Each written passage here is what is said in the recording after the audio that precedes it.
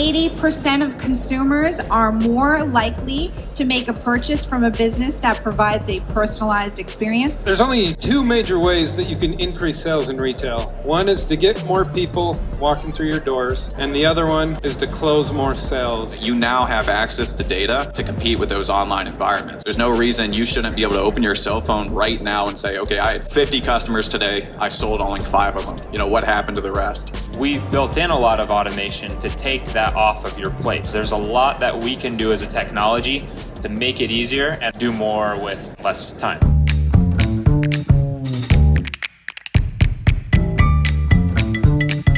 We're attending today's panel on retail innovation, revenue you can't afford to miss. I'm Jennifer Shaheen, Chief Digital Officer at Hill&Co and founder of Technology Therapy Group, and I am excited to moderate today's JCK talk. Today, I'm joined by 3 distinguished gentlemen, Joe Belliston, Spencer Mink, and Brandon Wright. Before we dive into questions, I'd like to ask each of the panelists to share a bit about themselves and their organizations. Joe, let's start with you. Sure, thank you. I appreciate it. I'm grateful for the opportunity to be here. So I primarily come from a retail setting. I'm a second generation jeweler, and I've been doing CAD as a CAD designer for about 15 years, as well as I learned stone setting and casting and that sort of thing. But I'm here today as a first-time exhibitor. They say the best innovations come from scratching your own itch, and the biggest itch I had was related to having a growing store and being the custom guy. And every time a customer wanted custom, I got called down to help them. And as we grew, it was just too far. And so I created a whole toolkit and software to help my employees really to quote and close the sale. We quote it in 3 minutes or less, and we try and close the sale before the customer walks out the door. And we found that it has increased our closing ratio a lot. And Joe, what's the name of your company? Because I apologize, I forgot to mention that at the top. It's Close More Custom, and it's down in the innovation section, just down the stairs here, or down the escalator. Excellent. Spencer from Track Sales. Yeah, absolutely. Thank you for having me here. I'm the owner of Track Sales. We're a retail people counting company. So what we do, we specialize in basically counting every customer that enters your store in real time using a camera-based technology. So you have a high-definition photo of everyone that enters your store. We tie that into your salespeople, so you'll know exactly how many people each salesperson has talked to, and you'll have all the data to manage your team. So if you're spending, let's say, $10,000 a month in marketing, you know dang well it's working because your overall traffic has increased, let's say, by 5 to 15%, and vice versa. If it doesn't, we give you the data to hold those marketing teams accountable and hold your salespeople accountable for their own performance as well. So basically what we do is we help you capture unsold customer information and manage your team with data. So, thanks. Excellent. Brandon. I'm Brandon Wright. I'm the CEO and co-founder of ClientBook. We're a CRM and text messaging tool for retail sales associates. And what makes us special is we really focus on clienteling. So in a retail store, sales associates should be doing a lot of tasks. And those tasks are reaching out to customers after a sale, maybe tracking through sales opportunities, building those relationships with those customers when they're not within the 4 walls of your store. And we can automate a lot of those tasks and make it really easy for your sales associates to do what they should be doing, and then for the owners and managers to be able to track and manage and improve the processes there in the store. Great, thank you so much. And as I mentioned, I'm Jennifer Shaheen, from Chief Digital Officer at Hill&Co, and we're a team of experts helping companies in the diamond, gemstone, and fine jewelry industry accelerate growth. My mission and passion is to empower growing businesses to use today's digital tools to succeed and thrive in today's digital world. So today's chat is talking about retail innovation. And the thing I enjoy most about innovation is that it often brings new opportunity. We're going to be focusing on the sales side, as you're hearing already, and in the jewelry industry, like any luxury industry, sales is about cultivating relationships. In a digital-first world, that can mean different things to different people. So just a little bit of information. 71% of consumers feel frustrated when a shopping experience is impersonal. I think you'll all be able to talk to that today. 80% of consumers are more likely to make a purchase from a business that provides a personalized experience. And 70% of consumers say companies' understanding of their personal needs influence their loyalty.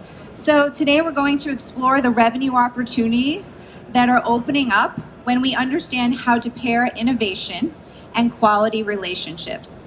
This improves your sales and your customer experience. So let's start with our first question for all three of my panelists. What are some of the biggest innovation changes impacting retailers today? How about you, Joe? Let's kick it off. Well, my thought on jewelry is it's really an old-fashioned industry, and there are certain aspects of the jewelry sales experience that are never going to change. However, with that said, I think it's so important to attend things like this, to go to the JCK show or other shows and educate yourself, because technology is affecting things in so many ways. Something as simple as having good Google reviews, which is just a simple technology, can really affect if people are coming in or not. I also think it's very important to have a very consistent look and feel on your social media marketing. I mean, social media is huge. But in some ways, how do I say this? There's opportunities all over, but sometimes you'll just never beat the experience of a face-to-face interaction with the customer. Here's the jewelry, and that, I think, always wins. However, I think there are other opportunities as well. Great. So same question for you, Spencer. What are some of the biggest innovations impacting retailers today? Yeah, absolutely. And how many of you guys are actually brick-and-mortar retailers here? It's almost a decent amount of half of you guys. So that's really who I focus on in the industry I work in, is actual brick-and-mortar stores, standalone locations. And I believe the biggest innovation that we've experienced so far is the fact that, half this room here are online retailers, and they have analytics you never had access to. So companies like mine and others, we provide you online analytics in an offline environment. So you're going to have data to actually compete with these people who know exactly how many people left a cashier. They didn't buy, they left their store for a certain reason. You'll know your closing ratio. You know which marketing channel is working out in an online environment. So data that we provide you, such as real-time traffic data or your closing ratios, are going to give you the information you need to compete against those online giants now. So because the competition is higher than it's ever been before. So that's the biggest innovation, in my opinion, is that you now have access to data, or you should have access to it. If you're not using it yet, you should, to compete with those online environments, because you have the analytics to improve your store. There's no reason why you shouldn't know your conversions. There's no reason you shouldn't be able to open your cell phone right now and say, okay, I had 15 or 50 customers today. I sold only 5 of them. What happened to the rest? So that's the biggest innovation, in my opinion, is analytics being brought to the offline environment. Great, thank you. And last but not least, Brandon. Yeah. Thanks, Jennifer. Yeah, just building off of what Spencer said, data is really useful. And what I see with that data is that it really leads into scalability. So there's a lot of things that we can do nowadays that we haven't been able to do in the past. And the benefit of being a brick and mortar retailer, for example, if that's what you do, is that you can build these relationships with customers. You see them, you see their face, you get to know these people. They're your friends, they're in your community. And so now that used to be very difficult to scale that experience. You have a salesperson in your store, you have yourself as an owner, and you know these people, but your salespeople maybe don't, and you hope that they can sell just like you do, or maybe quote custom just like you do, and they can't. But with all this data that we get, with all the innovation that's going on, it's making these things that used to be unscalable, they used to be very like me as an owner, what I would do, and now we can scale that across larger organizations and grow our business without growing the team, without having, basically what we would say is we can do more with less, right? Or do more with the same. It's great. And I want to add in on the data conversation because I am myself a bit of a data geek. And one of the things I love about data, it is very helpful, and each of the people here today is talking about, but it is really also a predictor for you. So, not only can it help innovate, but it can also help you see the trends and growth in your organization. So, Joe, what is the biggest, missed revenue opportunity in retail and why? Well, there's only two major ways that you can increase sales in retail. One is to get more people walking through your doors, and the other one is to close more sales. And I'll add kind of a half one connected to that, which is increase your profit margin on your sales. And so anything that helps me, and usually the cheapest of those two major categories is just to close more sales. So anything that helps me do that, I'm all over. Spencer, is there a way to maximize the optimal scheduling? Because, you just talked about bringing more people in the store, right, Joe? So, store traffic varies. Saturday might be busier, Thursday afternoon. Talk a little bit about that from your perspective. Absolutely. As a brick and mortar retailer, you spend a lot of money, billboards, social media, you have reps going out there just trying to spread the word about your company. And it's really important to have a schedule or a staffing schedule that is optimized in order to meet your current customer demand in real time. You don't have to look at it and be like, what am I going to do 2 weeks from now? Things of that nature. You want to have a graph, some sort of data that leads you to develop a schedule that can handle customer traffic. And the best way to do this, and I'm not just saying this because I own a people counting company, but you need to count your customers. You need to count them in real time, and you need to compare them to your staffing in real time as well. So if you have 5 people working the floor each week, you need to be able to say, okay, are these 5 people able to handle this traffic? And then you need to be able to compare that to your average time spent per customer. So on average for jewelers, it's around 30 minutes, 28 to 32 minutes per customer to give an appropriate presentation that builds a relationship. I call it the blind date phase. How do you get past that and get them to trust you? So in order to do this, of course, use a system like mine. You count your customers in real time, compare them to your overall staffing levels, and then you optimize it from there. We'll give you trends, or any company, not just mine, will give you trends, and you'll be able to say, over the last 8 weeks, I was understaffed. 3 salespeople every Friday and Saturday, my busiest days. Overflow is the key to lose all your business. You're spending thousands in marketing. Your closing ratio is going to go down with a 5-minute presentation. Customer rapport goes down with a 5-minute presentation. So being staffed properly will not only increase your sales, but it'll make your dollars, whatever you spent in marketing is worth it after being staffed properly. So that's, I would say, count customers, best way to optimize staffing. Right? You've got your store, you've got your website, you've got social selling. How is a small business supposed to do all those things? You can't. Pick a channel, commit to it, invest, and go hard. Improve in that one channel. You'll see much greater improvements than trying to do a little bit, spread yourself too thin. So if you're not looking at it, let's say every Monday morning and just letting the data go by, then there's really no point to track it. You have to utilize it. It needs to be part of your company. Nowadays people, they're afraid of data, but if you don't become data driven, you're going to be left behind very quickly. Hi, El Hill here. Do you want to learn how to get on the phone with any buyer that you want to work with without an introduction or a referral? Click to get the downloadable that we've made for you that you can start using right away and will be really useful for your business and growing your revenue. And Brandon, I'm going to come back to you, but I just want to ask a quick follow-up to Spencer's question. So how many of you have Google My Business? Okay, have you actually ever looked at the insights on your Google My Business? Because Google guesses at how busy your store is. And so I just was curious, how accurate is Google compared to, obviously you're counting literally, but have you actually looked at your technology against Google? Maybe not so much for my jewelers, just because, but when I work with other industries, I know my furniture clients, they do that a lot. They track basically their cell phones. They use the Google and they track their cell phones, where they're going in the region.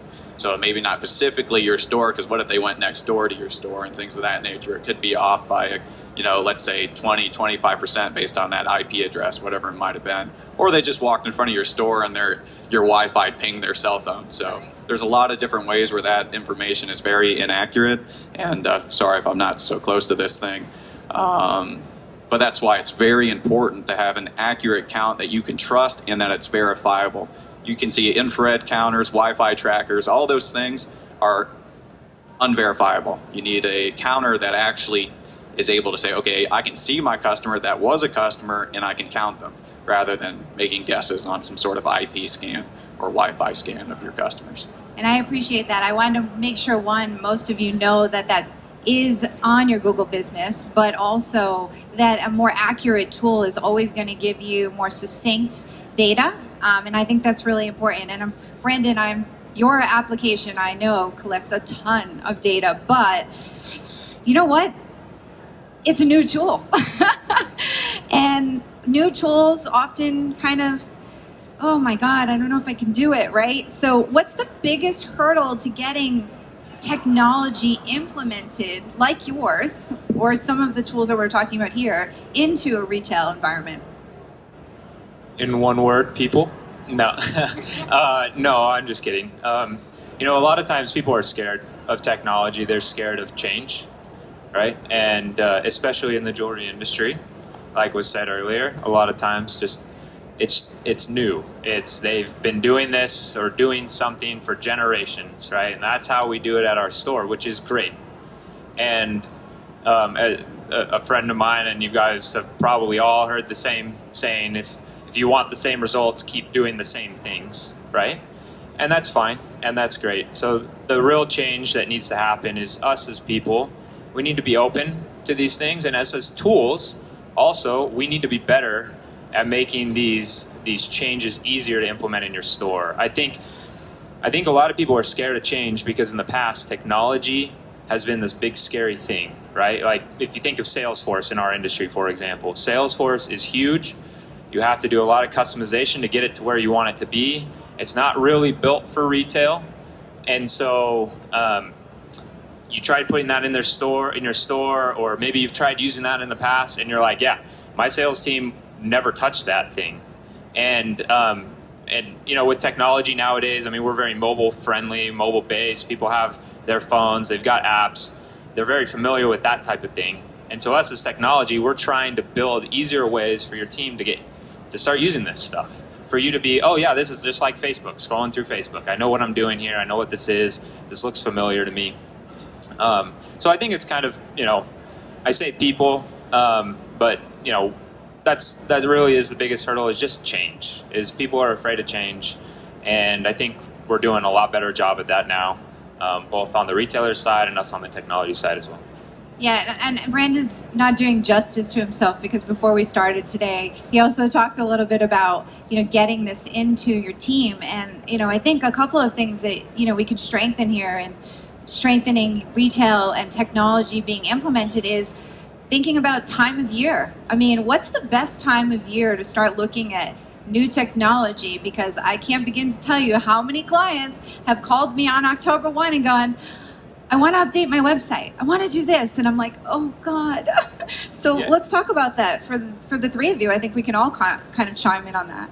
Yeah. And, there's a lot of times where we'll sign up a client in October, and what we say is, you don't have to implement everything all at once, right? Let's do the key things. Maybe there's one or two things that we can do in our tool. And obviously we do a lot. And I'm sure all of us do a lot in our tools, right? Like, this is our life. This is our passion. But let's just get the one or two things that we can implement right before the holiday season, for example, that you're going to see value. And then post-holiday season, then we'll start hitting everything else, and you're going to get a lot more value out of it. I love that. How do you? Yeah, please, Joe, you want to chime in? Yeah, I think one of the biggest hurdles to innovation is time, especially in a retail setting where, depending on your store, I come from one where we do custom in-house, we do repair in-house, we have salespeople you're helping, and I feel like time is the biggest barrier, biggest constraint to trying to be innovative. Yeah, data is awesome, but if you're just pulled in so many directions, you don't have time to even look at it. Can I add on to that, Jennifer? Yeah, I mean, right now in the jewelry industry, everyone is swamped. I mean, sales have been awesome, right? Like that's great. We're all excited about that, and no one can hire.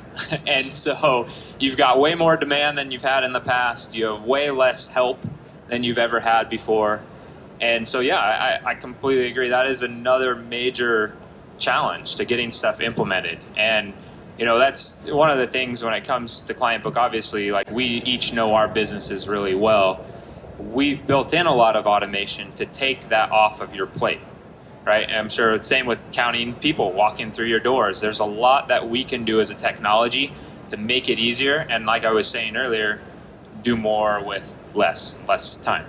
You know what? Let's build on that to add you into this conversation, Spencer. How often do you tell or say to your customers to look at the data and spend some time looking at it? Because I think all of you have great information, but if we're all running 100 miles an hour, we're not actually taking the time to look at it. So how often? Yeah, that's actually a great question. And, besides our weekly emails that go out to tell you to use your data and tips of where to use your data, what reports to look at, we actually recommend a weekly check-in on all analytics, whether it's in your Monday sales meeting in the morning. We send them detailed traffic data, staffing analysis, and we'll compare the sales performance from the last week, by salesperson or the overall store. So if you're not looking at it, let's say every Monday morning and just letting the data go by, then there's really no point to track it. You have to utilize it and figure out a way to make it an SOP, standard operating procedure. It needs to be part of your company. Nowadays people, they're afraid of data, but if you don't become data driven, you're going to be left behind very quickly. And it's becoming extremely competitive. As sales increase, there's going to be more people entering the market, because if there's more opportunity, there's going to be more stores popping up, and they're going to take you out if you're not data driven. So you need to be there Monday morning or whenever your sales meeting and get it implemented. And you ask the question, when is the right time to become data driven or implement a software? And there is no right time. It's whenever you're ready. You just got to do it. You got to take that leap of faith and be like, okay, I'm going to run off data. I'm going to run off these predicted measurements and take my store to the next level. So. Yeah, go ahead, Jim. Something you said there about making it a standard operating procedure reminds me of a lesson one of my favorite business professors I ever had gave a simple example with his hand.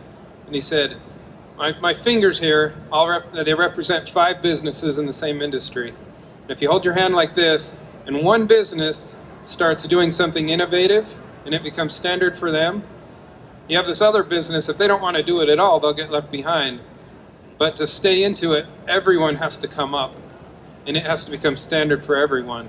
And so that's why I think it's so important to attend educational experiences like this and to see what's everyone doing, because eventually, if you don't keep up, you'll be left behind.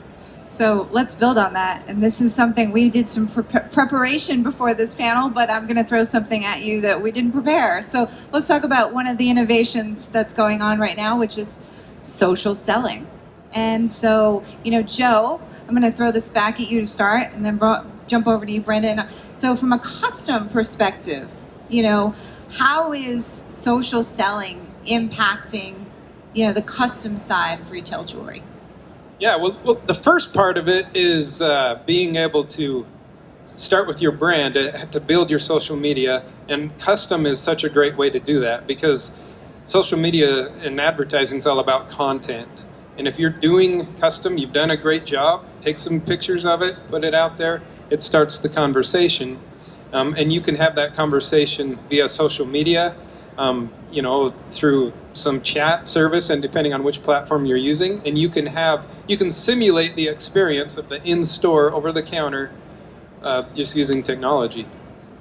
Brendan, I would love you to build on that, because from the clienteling side, social selling, sometimes I find salespeople are nervous about this, right? And I think it's an opportunity for them.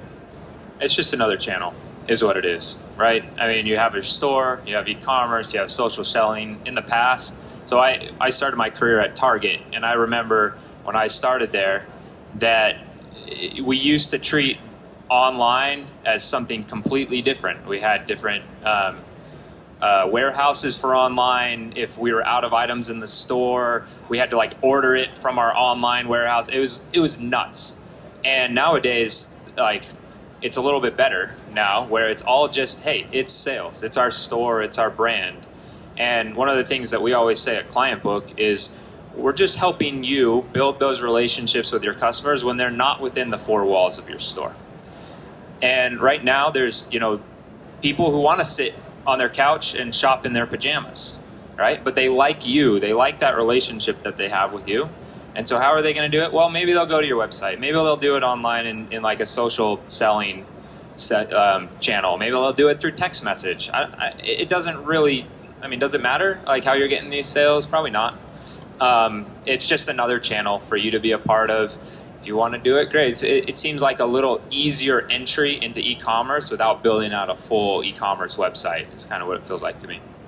Do you want to add anything, Spencer? Yeah, I can add something quick because I'm mostly involved in the brick and mortar. But when I talk to my clients and I consult them on their overall performance in terms of marketing channels driving customers, a lot of you guys, you're not really selling online. You have your items out there, but you always promote them to come into the store. So you could look at that social platform. You have 1,000 views on it. People click through it. And then what we would tell you is say, okay, now compare that to your in-store traffic. So what is your inbound ratio? So how many customers actually came into your store that viewed that exact piece of jewelry, whatever they were looking at in that social content? So that's the only thing we say is to make sure you do compare in-store traffic to that online advertisement, because a lot of you are posting it to drive in-store traffic. I know a lot of my jewelers don't sell their pieces online still, and they don't need to be honest. They drive in-store traffic and create that personal experience that they're looking to create, especially the single store or 1 to 5 stores. They're creating personal experiences in their community, and those social platforms, they're targeting area. They're targeting parts of Houston, Texas. They're not targeting the entire country as that jeweler. You're driving a personal experience. So. Great. Joe, how does a retailer recognize good innovation? So as a retail owner, store owner, you're next on the line. And so everything you're doing is so important. And sometimes it's hard as an owner when you have employees. Sometimes you feel like, no, you got to keep them busy, and why are you doing it that way? And it becomes a very emotional thing. But sometimes, how do I say this? I'll just tell a story. I think that'll be the best way to do it. So I have a jeweler who is very creative, and while he does a good job, sometimes he'll spend time working on other things. And it's even to the point where it's bothered some of the other employees. And but depending on what it is, but most of the time I'll let him, because as a human being, he has this need for this creative outlet that sometimes doing jewelry repair, he doesn't always get. And one time he came up with this great innovation, and I had to sort of fight with my dad on letting him do it. And he built this little tool that it is really simple, but it helped him sharpen some other tools. But he went and designed it on a CAD computer and cast this thing in bronze and built this tool. And now it's a great tool, and we love it. And he feels really proud of it. But I guess to answer your question directly, though, for me, sorry, that was kind of a tangent, but for me, the most exciting innovations are those that help me to duplicate myself, help me to increase my time. Duplicating myself is I think you strung that back together there. Yeah. Absolutely. I think that's important. I would love to kind of jump to each of you to answer a little bit more about this. What other things are retailers recognizing as good innovations? So Spencer, how about you? Yeah, I think one of the things I find my jewelers forget the most, and it's probably the most common, is that they view up systems and the management of the rotation of the sales floor as something scary or something that their clients won't like. But the fact is, you need a system that actually creates a seamless rotation of the sales team. That way, not only do they know who's up next, but it keeps somebody ready to talk to a customer that comes in. They come in, they greet them, and it allows them and gives them the tools to capture unsold customer information. So you need a rotation system that creates accountability across the floor of that sales floor and helps your team capture unsold data. I think that is probably the biggest thing that I see that jewelers are missing. They may be counting customers with my program, but they need to extend it even further and move into an automatic up system, which many retailers outside this industry are currently doing. and that's, it streamlines your rotation. You capture unsold customer information. You find out how often, how long you're actually spending per customer with a system like that. My company does this, by the way, but anyways, shameless plug. But that's exactly what I would do. So Brandon, why don't you add on that, because I'm sure you've got some other innovations you could talk to. Yeah, definitely. You come to a show like this and you're walking around and you see lots of different innovation. You see lots of new flashy things. Just down from us is this really cool spinny thing, and it projects this image, and it looks really, really cool, right?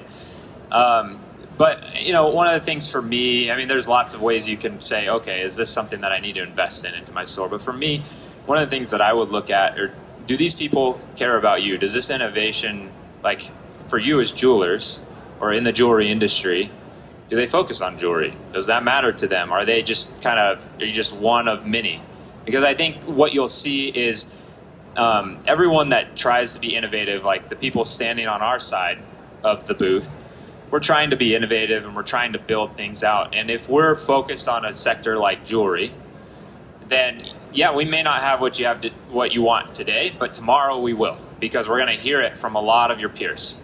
And we're going to continue to innovate. We're going to continue to make something that's better for you as a jeweler, as opposed to something that's jewelry is just something small. They're going to focus in where they're making the most money, and that may not be jewelry. And so that's one way that I kind of grade, okay, is this innovation that I'm looking at, that I'm talking to, thinking about implementing in my store, is this something that we're going to be able to grow with in the future, or is it just kind of a flash in the pan type thing?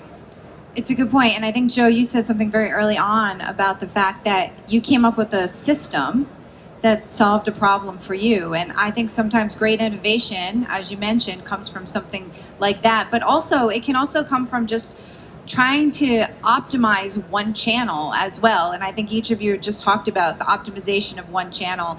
One of the tools we often recommend to clients is call tracking software, because it allows you to record, it allows you to see what's going on from a digital perspective, but from a sales side, it allows you to listen in and coach your team. So it's giving you both objective data and observational data. And I think as store owners, if you're just optimizing and bringing up 1% of one channel, you see a very big lift. If anyone else wants to comment, feel free. No, I completely agree with that, right? If you can pick one, there's so much we can do. We were just talking about social selling, right? You've got your store, you've got your website, you've got social selling. How is a small business supposed to do all those things?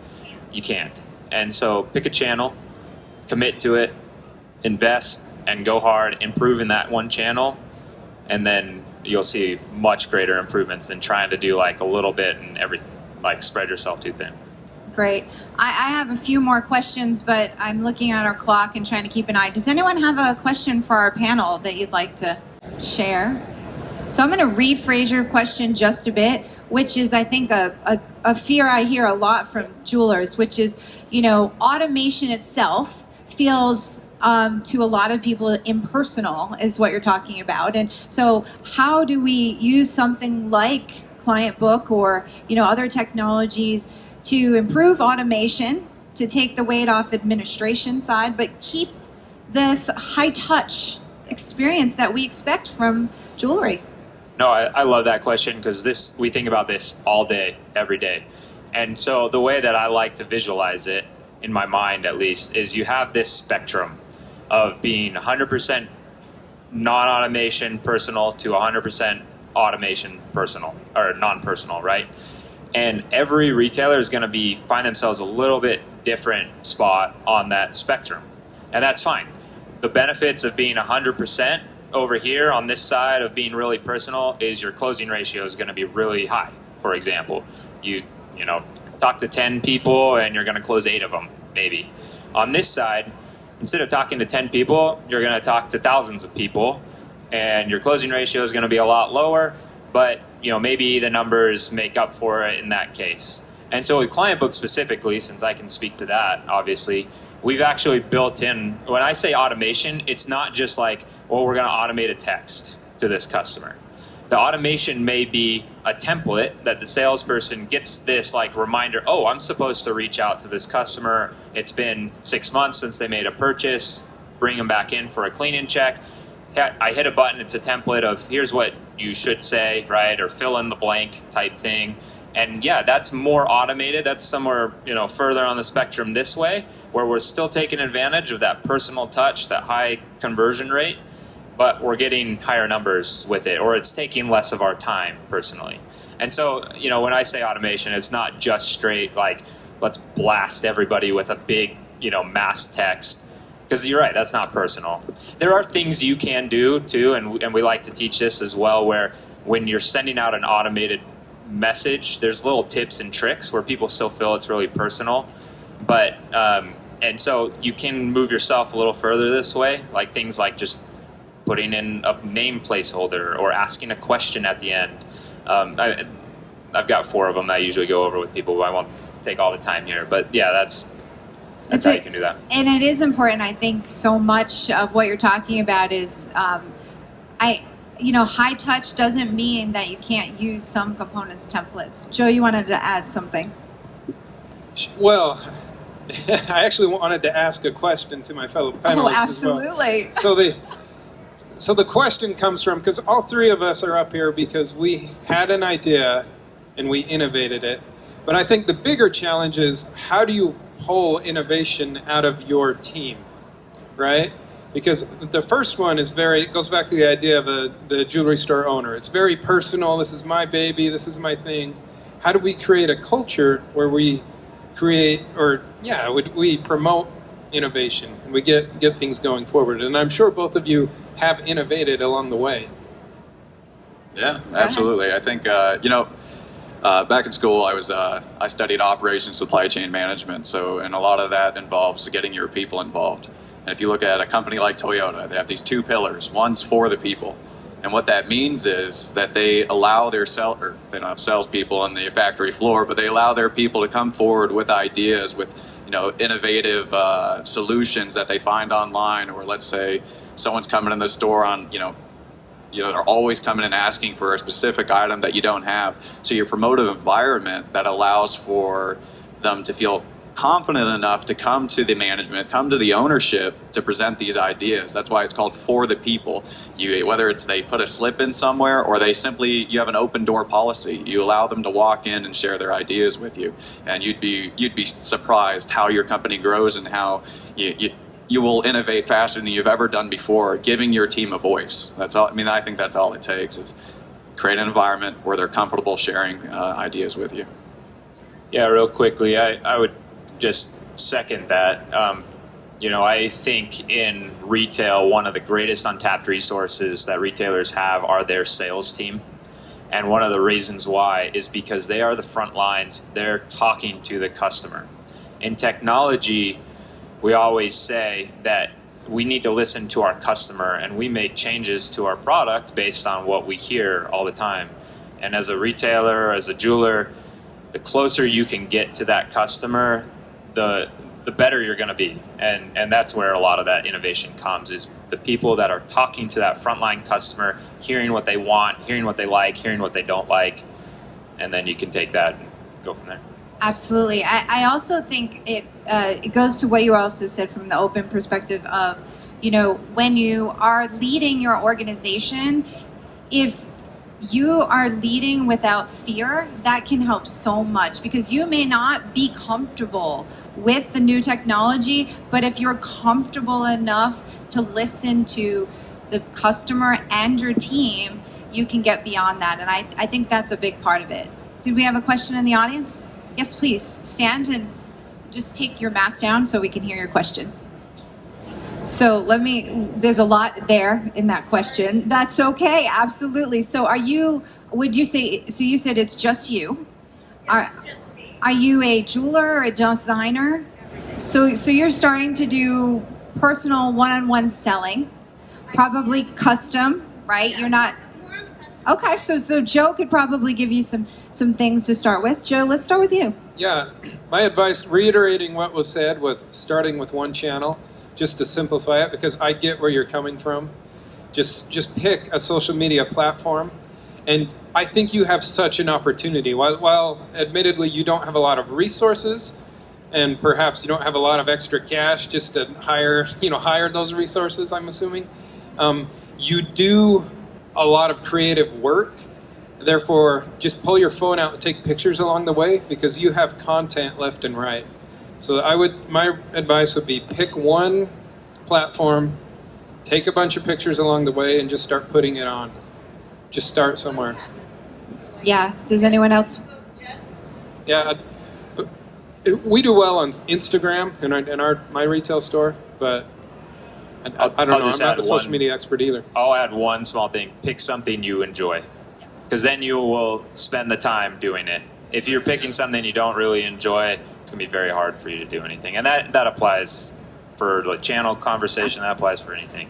And by the way, remember, social media isn't everything that's out there. Nowadays we have, audio, we have podcasts, you have YouTube, you have Clubhouse. If you say, and I know that's going to sound weird to some of you, you're like, why would I get on an audio medium? But it's a discovery platform. It drives people to look at and find interest. I actually have a client, they're in their 50s and 60s and 70s. Yep. And I got them doing videos years ago on YouTube. And so that might be your sweet spot. That might be what you're comfortable with. But I think overall, yes, if you don't like it, you're not going to keep doing it. And by the way, consistency and constancy is so important to success.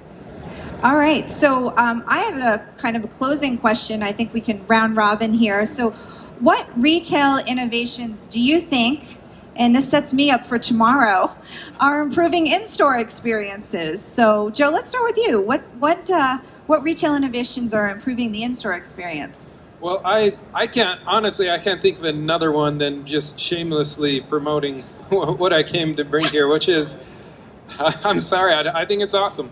The ability to take somebody's idea, because our customers come into the store nowadays and they've already got a Pinterest board full of all these rings they like, and they see what you have and they're like, I want one of a kind. And you have spent how many thousands of dollars to fill your showcase? I like the top of that one, the side of this one. How much is it? And so the ability to quote that on the spot and not let them walk out the door with, yeah, well, I'll get back with you tomorrow. Yeah. I mean, I think that's huge. It increases the closing ratio for sure. Excellent. Spencer? Yeah, so probably the biggest innovation and what I would recommend everyone do is create a sales goals program that not only highlights what the salesperson needs to hit, but you can't just give them a dollars volume target. That is very unrealistic and it doesn't help them in any way. You have to create a program that gives them tools and analytics that drives them to hit that goal. So if their closing ratio is 15% for that month and they're halfway through the month and they still need $50,000 more dollars to hit their goal, you got to be able to tell them, okay, at this closing ratio, you still need to talk to 50 customers in order to hit it. So you may not see 50 customers in these 15 days, so make sure you reach out to your old customers, get some B-backs into the door, and you're going to hit it off your current closing ratio. So you provide your team the analytics and tools they need to succeed, and they will. Don't just give them a dollars volume target. Give them analytics and give them the tools they need to succeed. So whether that is their closing ratio, how often they're capturing a cell phone number, an email address, give them what they need, and they'll do their job. So, Brandon, why don't you close us out? Yeah. So from a high level, retail's greatest strength, in my opinion, is the fact that they can build personal relationships with customers. So I'd say lean into that, right? These innovations that I think are going to help, lean into what your greatest strengths are. Obviously, we feel like we do a pretty good job of helping retailers build relationships outside their four walls when the customer is not in the store, but that's what I'm seeing as some of the greatest innovations out there. And thank you all for being here. I also want to say thank you for taking the time to learn, because I think that is the greatest opportunity and asset for growing your business. So hopefully we'll see you at some of our other talks. Tomorrow we have the in-store experience. Enjoy the rest of the JCK. If you like that video, you're going to love the next one. It's full of our expertise and tips on diamonds, gemstones, and jewelry, growing your top line revenue, and business strategy. Just click on the link, subscribe, and hit the bell button so that you'll be notified of our next videos, and give us a like. Bye for now.